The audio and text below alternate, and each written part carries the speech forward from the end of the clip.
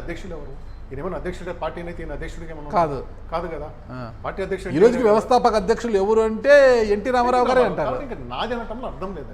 ఆయనకు బాధ ఉండొచ్చు, ఏమైనా ఉండొచ్చు, కానీ పార్టీ ఆలోచన, పేపర్ వర్క్, గ్రౌండ్ వర్క్ చేసింది వీళ్ళే, అందులో అనుమానమే లేదు. ఓకే, కానీ పార్టీ ఏంటి దాంట్లో నో డిస్ప్యూట్, అది ఖచ్చితంగా ఆయన అవుతుంది. అంటే ఇప్పుడు పార్టీ వ్యవస్థాపకులు ముఖ్యులు అనుకోవచ్చు నాదెళ్ల భాస్కర్ గారు. అంటే 78లో రాజకీయ అరంగేట్రం చేసిన ఆయనకు లాయర్ కాబట్టి అతి తెలివితేటలో మనకి తెలియదు, కానీ 80లోనే సీఎం కావాలనుకున్నారండి ఉమ్మడి ఆంధ్రప్రదేశ్. అలాంటిది అక్కడికి పోయినాక ఆయనకు ఆలోచనతోనే, అంటే 1984లో కావాలనే, అంటే కాంగ్రెస్ పార్టీ మద్దతుతో మొత్తం సీఎంగా బాధ్యతలు చేపట్టి తీసుకున్నారు ఆయన. ఎన్టీ రామారావు అమెరికాకి వెళ్ళారు కదా, అంటే గుండె శస్త్రచికిత్స సమస్యలకు మొత్తం కార్డియాక్తో బాధపడుతూ అమెరికాకి వెళ్ళొచ్చారు. వచ్చే లోపల అంటే 1980 ఆగస్టు 16 ఈయన అక్కడ నుంచి 1984 సెప్టెంబర్ 16 వరకు 31 రోజుల పాటు ఈయన 1 మంత్ సీఎం ఈయన ఉమ్మడి ఆంధ్రప్రదేశ్కి. అసలు ఏం జరిగింది ఆ రోజు అసలుకి?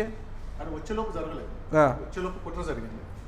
పోయేటప్పుడు అందరూ కలిసి, ముఖ్యంగా సన్నపనేని రాజకుమారి గారు గుమ్మడికాయ దిష్టి తీసి ఎక్కించారు. దాంట్లో భాస్కర్ రావు గారు అందరు క్యాబినెట్ అంతా మనం ఎక్కించారు. ఆయన తిరిగి వచ్చినప్పుడు కూడా రిసీవ్ చేసుకున్నారు. ఈ మధ్యలో జరిగిన విషయాలు ఇక్కడికి వచ్చిన తర్వాత దగ్గుబాటి వెంకటేశ్వరరావు గారు వీళ్ళందరి ద్వారా తెలిసింది ఇలా కుట్ర జరుగుతుంది, నిన్ను తప్పించి ఎక్కించినప్పుడు ఆయన ఏం చేశారు, ఎన్టీఆర్ గారు డైరెక్ట్ గా గవర్నర్కి లెటర్ రాశారు, భాస్కర్ రావుని బర్తరఫ్ చేయండి. రామ్లాల్ అప్పుడు గవర్నర్ రామ్లాల్ ఈయన బర్తరఫ్ చేయండి అనే దగ్గర నుంచి ఇమీడియట్ గా ఆయన ఏం చేశారు, యాక్ట్ పై నాకు 95 మంది ఎమ్మెల్యేల మద్దతు ఉందని చెప్పి కొంతమందిని తీసుకుని ఆయన ముందు చూపించాడు. ఆ రోజు ఈ రోజు ఉన్నట్లుగా డైరెక్ట్ ఇన్వాల్వ్మెంట్ లేదు. మధ్యలో ఒక కేంద్ర ఆంధ్రప్రదేశ్ ముఖ్యమంత్రి చేసిన ఒక నాయకుడు, కేంద్ర మంత్రి ఒక నాయకుడు ఇన్ఫ్లుయెన్స్ తోటి రామ్లాల్ ఈయనని ముఖ్యమంత్రికి అవకాశం ఇచ్చారు. ఇచ్చి నీకు 30 రోజుల్లో పెట్టుకోమని. అంటే కాంగ్రెస్ పార్టీ పెద్దలు అంటారు కాదా? ఖచ్చితంగా కాంగ్రెస్ పార్టీ పెద్ద అయితే ఇందిరాగాంధీ కాదు, ఇందిరాగాంధీ, పివి నరసింహారావు గారు, వీళ్ళిద్దరు కాదు, ఇంకో పెద్ద ఆయన.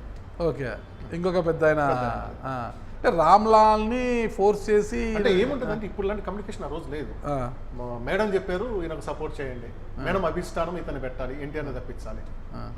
ఆ పెద్ద ఆయనకి ఏం అవసరం ఎన్టీఆర్ని తప్పించి నాదెళ్ల భాస్కర్ రావు గారిని కూర్చోలో అవసరం అంటే భాస్కర్ రావు గారి పాత మిత్రులు ఇన్ఫ్లుయెన్స్ ఉంది, ఇక్కడ ఎన్టీఆర్ మనం తప్పించవచ్చు, ఇక్కడ మనం మళ్ళీ కాంగ్రెస్ పార్టీని మళ్ళీ ఇక్కడ అధికారంలో మనం తీసుకొచ్చేస్తే ఎట్లుంటాయంటే, ఈ రోజు భాస్కర్ రావు వచ్చిన తర్వాత భాస్కర్ రావు మళ్ళీ కాంగ్రెస్లో వస్తానని చెప్పాడు.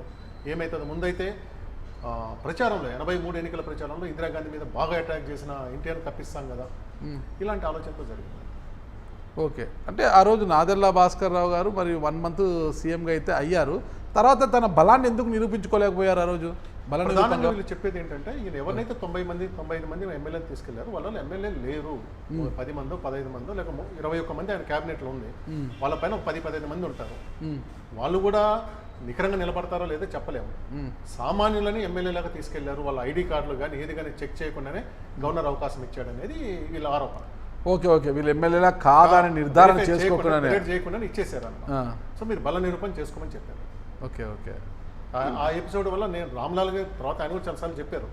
రామ్లాల్ గారి ఎపిసోడ్ తర్వాత కూడా ఐ థింక్ అరుణాచల్ ప్రదేశ్ మిజోరం ఒకసారి ఎమ్మెల్యే కూడా అయ్యారు. ఆయన కూడా చెప్పారు, నేను అన్యాయం చేసింది ఏం లేదు, వాళ్ళందరూ వచ్చారు, నేను అవకాశం ఇచ్చాను, పలా నిరూపణ చేసుకోమని చెప్పారు. దీంట్లో రామ్లాల్ కుట్ర కూడా ఉంది అంటారు కదా, అంటే కాంగ్రెస్ పార్టీ యొక్క ఫోర్స్ తోనో ప్రోద్బలంతో రామ్లాల్ కూడా కుట్ర చేశారు. గవర్నర్లు ఎప్పుడు కూడా కేంద్ర ప్రభుత్వం చెప్పినట్టే చేస్తారు, వ్యక్తిగతంగా ఏముండకపోయినా గవర్నర్లు చెప్పినట్టే చేస్తారు. ఎన్టీఆర్ గారి దూకుడు స్వభావం ఆ రోజు టీడీపీలో ఉన్న పెద్దలకు నచ్చలేదు, కాంగ్రెస్ పార్టీ వాళ్ళకు నచ్చదు, బయట ఉన్న కొంతమంది పెట్టుబడిదారు కూడా నచ్చదు. ఈ కుట్రకు ఆద్యం పోసింది ఎవరంటారు? ఎన్టీ రామారావు అమెరికా వెళ్ళి వచ్చే లోపల నాదెళ్ల భాస్కర్ రావుని సీఎం చేయాలా, ఎన్టీ రామారావుని గద్దె దింపాలి అని కుట్రకు ఆద్యులు ఎవరంటారు? అసలు భాస్కర్ రావు ఎన్టీఆర్ చేసిన విధానాలలో ఒకటి బాగా ప్రజా వ్యతిరేకత వచ్చింది ఏంటంటే, రిటైర్మెంట్ వయసుని 58 నుంచి 55 తగ్గించడం. ఆ తగ్గించే క్రమంలో ఆయన వ్యతిరేకత మొదలైంది. ఈ రెండింటికన్నా ముందు ఇంకొక ముఖ్యమైన అంశం ఉంది, చాలా మందికి అది గుర్తురాదు. 83 ఎన్నికలు అయిపోయినప్పుడు జనవరి 6వ తారీఖు 8వ తారీఖు రిజల్ట్స్ వచ్చినప్పుడు హిమాయత్ నగర్ నుంచి నారాయణరావు గౌడ్ అని ఒక ఆయన గెలిచారు. కౌంటింగ్ అయిపోయిన రోజు దాదాపు అదే రోజు ఆయన హార్ట్ అటాక్తో చనిపోయారు. దానికి ఒక బై ఎలక్షన్ వచ్చింది. ఆ సందర్భంలో ఎన్టీఆర్ అన్నారో లేదో మనకు తెలియదు, నా చెప్పును నిలబెట్టినా గెలుస్తుందనే మాట మీడియాలో బాగా పబ్లిసిటీ అయిపోయింది. ఎన్టీఆర్ తలపొగరు మనిషి, విలువ ఇవ్వడు అనేది.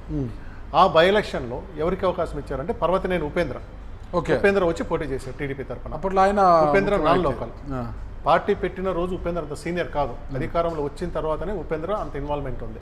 పార్టీ ఎన్నికల క్యాంపెయిన్ జరుగుతున్నంత రోజు ఉపేంద్ర అంత సీనియర్ ఏం కాదు దాంట్లో. ఏమంటారు, పార్టీ గవర్నమెంట్ ఏర్పడిన తర్వాతనే ఆయన వచ్చిన్నారు. ఉపేంద్ర ఎక్కడి ఉపేంద్ర అయితే వెస్ట్ గోదావరి లేకుంటే కృష్ణానో తీసుకురావాల్సిన ఉపేంద్రని హిమాయత్ నగర్ తీసుకురావడం ఇబ్బంది పడింది. అంటే అప్పట్లో నాదెళ్ల భాస్కర్ రావు గారు చేస్తున్న కుట్ర ఇవన్నీ కూడా ఎన్టీఆర్ అమెరికాలో ఉన్నప్పుడు రామోజీరావు గారికి తెలుదంటారా? రామోజీరావు గారి మీద దీని మీద వివాదం లేదు. నేను చెప్పాను బై ఎలక్షన్ విషయం చెప్తాను. టీడీపీ తరపునేమో పర్వతన్ ఉపేంద్ర పోటీ చేశారు, బీజేపీ తరపున టైగర్ ఆలయ నరేంద్ర పోటీ చేశారు. నరేంద్ర గెలిచారు ఆ ఎన్నికల్లో. అంటే గవర్నమెంట్ ఏర్పడిన 2-3 నెలలకు జరిగిన ఉప ఎన్నికల్లో ఫస్ట్ ఓటమి టీడీపీకి ఏర్పడింది. ఓకే, అది ఒక షాక్ అందరికీ. అదేంటి ఎన్టీఆర్ తిరుగులేని విజయంతో వచ్చాడు, 3 నెలలకు జరిగిన బై ఎలక్షన్లో ఓడిపోయినాడు అంటే ఇతను నిజంగా ఆ స్థాయి కాదేమో అన్న ఆలోచన ఆయన వ్యతిరేకించడానికి మొదలైంది. ఓకే, దాన్ని అవకాశం తీసుకొని భాస్కర్ రావు గారు ఆలోచించుకొని ఉంటారు. ఈయన రిటైర్మెంట్ వయసు తగ్గించడం, కొన్ని నిర్ణయాల్లో దుందుడుగా పోవటం ఇవన్నీ చూసుకొని ఆయనకి ఆలోచన వచ్చి ఉంటుంది. అంటే ఒక కుట్ర చేస్తూ ఉన్నప్పుడు రామోజీరావు గారికి తెలియకుండా జరిగి ఉంటుంది అంటారా? రామోజీరావుకి ఇన్ఫర్మేషన్ ఉండొచ్చు, ఉండకపోవచ్చు, కానీ ఈ జరిగినప్పుడు మాత్రం ఆయన ఎన్టీఆర్ వైపు నిలబడ్డారు. 100% ఎన్టీఆర్ వైపు నిలబడ్డారు కాబట్టి రామోజీరావు గారికి దీంట్లో పాత్ర ఉన్నట్టుగా ఎక్కడ ఆరోపణలు లేవు.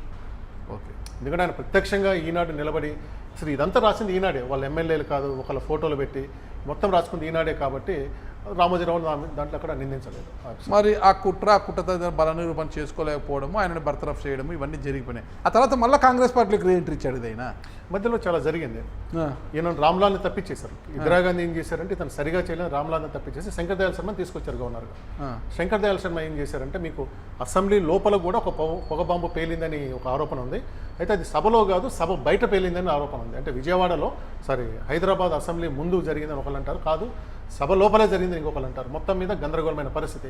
బాగారెడ్డి ఉండేవాడు, బాగారెడ్డిని తప్పించారు స్పీకర్లుగా. తర్వాత ఓవైసీ వాళ్ళ ఫాదర్ సలావుద్దీన్ ఓవైసీ ఉండేవారు, ఆయనను తప్పించారు. చివరికి ఒక లా అండ్ ఆర్డర్ ఇష్యూ వచ్చిన పరిస్థితుల్లో శంకర్ దయాళ్ శర్మ వచ్చేసి దాన్ని కంట్రోల్లో పెట్టి మీరు నిరూపించుకోవాలి చేసినప్పుడు వీళ్ళు క్యాంప్ అప్పుడు చంద్రబాబు నాయుడు టీడీపీ, ఈ ఎపిసోడ్తో చంద్రబాబు నాయుడు టీడీపీలోకి వచ్చాడు. అంతకుముందు చంద్రబాబు నాయుడు కాంగ్రెస్ తరఫున పోటీ చేసి ఓడిపోయి ఉన్నాడు, చంద్రగిరి నుంచి ఓడిపోయి ఉన్నాడు కదా.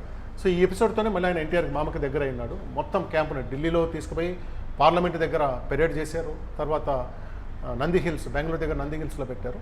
ఎప్పుడైతే శంకర్ దయాళ్ శర్మ మీకు బల పరీక్ష పెట్టుకోమని చెప్పారో, ఈయన మనకు బలం లేదు, ఈయన చాలా ప్రయత్నం చేశాడు, కాంగ్రెస్ పార్టీ కూడా అనుకున్న స్థాయిలో సహకరించట్లేదు అనుకొని రాజీనామా చేయడం జరిగింది. అంటే 1983 తర్వాత చంద్రబాబు నాయుడు గారు టీడీపీలోకి వచ్చారు కదా.